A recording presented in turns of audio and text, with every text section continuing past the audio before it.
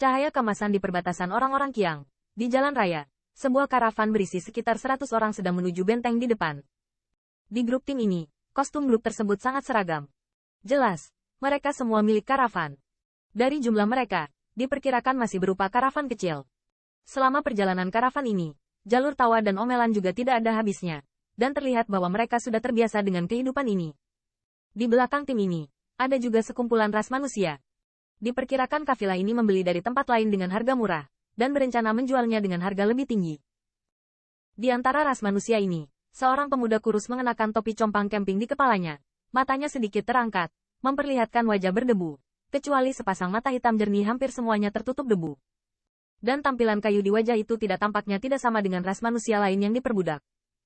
Benar saja, ada pembangkit tenaga senior tingkat suci, tapi untungnya, tidak ada terbang paksa. Kafilah ini juga dengan cepat mendekati tembok kota bersama Huang Chen. Ketika jaraknya beberapa ratus meter dari gerbang kota besar, mata Qin Yichen sedikit menyipit, melihat melalui celah topi compang camping, melihat ke tembok kota, berbisik di hatiku. Di kota perbatasan dua ras etnis semacam ini, bahkan ada pusat kekuatan suci tingkat tinggi untuk mempertahankannya. Tidak ada keraguan bahwa ini jelas bukan pembangkit tenaga listrik dari orang-orang dai cahaya emas, kemungkinan besar mereka yang ingin menembaknya. Saat gerbang kota semakin dekat, mata Qin Yichen juga jatuh di depan gerbang kota besar. Ketika dia melihat bahwa itu dapat dianggap sebagai pertahanan yang dijaga ketat, alisnya sedikit berkerut. Segera dia juga diam-diam menundukkan kepalanya, dan para pengikut yang diam berbaris maju. Saat tim ini sampai di gerbang kota, akhirnya berhenti. Pusat kekuatan beberapa karavan juga keluar, lalu berjalan menuju gerbang kota. Jelas, pembangkit tenaga listrik ini cukup akrab dengan para penjaga yang menjaga gerbang kota. Mereka bukan pertama kalinya di sini untuk berbicara dan tertawa. Namun, setelah beberapa percakapan, kekuatan karavan itu tampak tak berdaya. Bahkan Yu Guang, di sudut mata Qin Yichen, menemukan bahwa roh yang diam-diam mereka serahkan kepada penjaga ditolak oleh yang terakhir. Saudara-saudara keluar dan biarkan mereka memeriksa. Pada akhirnya, pembangkit tenaga karavan itu kembali dengan sedikit wajah, berteriak ke arah tim. Apa yang sedang terjadi? Masih mengecek. Aku belum pernah mengalami yang seperti ini sebelumnya. Bukankah itu terlalu sedikit untuk penghalang jalan itu? Saat setiap pembangkit tenaga listrik keluar dari karavan, jalur keluhan terus terdengar.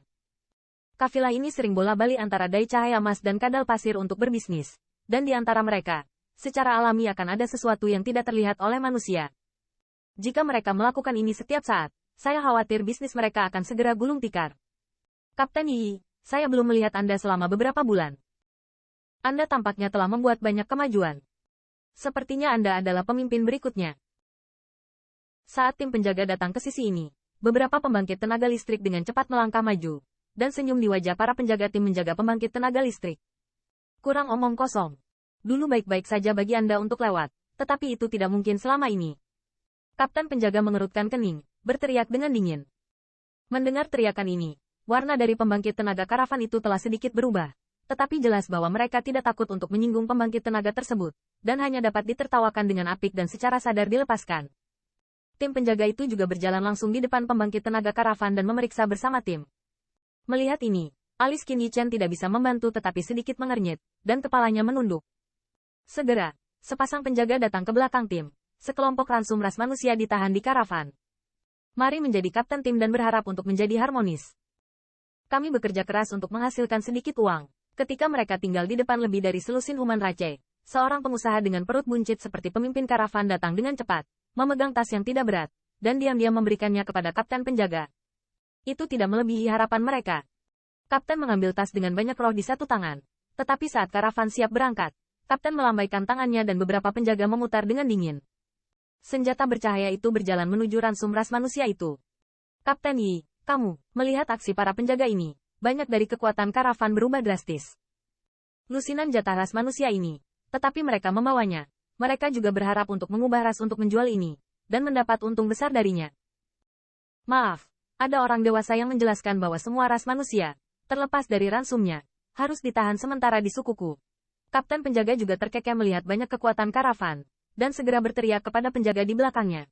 Semua harus dibawa pergi, dan di mana ada perlawanan, bertarunglah di tempat. Setelah mendengar ini, banyak pembangkit tenaga listrik di karavan berubah secara dramatis, yang memperjelas bahwa mereka sedang menjarah. Meski ukuran karavan mereka tidak kecil, tidak diragukan lagi tidak berdaya dibandingkan dengan pembangkit tenaga listrik orang-orang dai cahaya keemasan yang menjaga kota perbatasan. Menghadapi paman yang mendominasi, meskipun mereka tidak mau, mereka tidak punya pilihan. Dan sekelompok penjaga juga memotong rantai secara langsung, dan pedang dingin dari cahaya dingin memaksa kelompok ransum ras manusia yang kasar dan bergegas ke arah gerbang kota. Qin Yichen berdiri di kelompok ras manusia ini, tetapi wajahnya suram, dan di dalam hatinya, dia juga merasa tidak nyaman. Paparan di tempat seperti itu bisa sangat berbahaya. Selama periode waktu ini, meskipun beberapa aura pembangkit tenaga listrik dapat dirasakan dari waktu ke waktu, itu tidak umum. Jelas, kekuatan itu mungkin ditempatkan di beberapa perbatasan etnis yang paling dekat dengan ras manusia. Cepatlah, membuang-buang waktu. Sementara dalam rintihan Qin Yichen, suara minum yang keras tiba-tiba terdengar dari samping, hanya untuk melihat seorang pria parubaya ditendang ke tanah oleh penjaga. Berani membuang waktuku, kamu mencari kematian. Dan setelah menendangnya dengan satu kaki, penjaga itu bahkan tidak berhenti karena itu. Dia hanya pedang besar yang menggerakkan pinggangnya, tanpa ragu sedikit pun menebas ras manusia di tanah dengan ekspresi ketakutan. Melihat pemandangan ini di sekitar pembangkit tenaga listrik yang tak terhitung jumlahnya, tidak ada fluktuasi ekspresi di wajah mereka. Jelas, mereka tidak terbiasa dengan hal semacam ini. Jatah tingkat rendah ini adalah takdir, dan tidak akan ada pembangkit tenaga listrik yang bersimpati dengan mereka. Namun, di saat berikutnya, banyak pembangkit tenaga listrik terkejut saat mengetahui bahwa pisau besar itu tersangkut di udara dan tidak jatuh.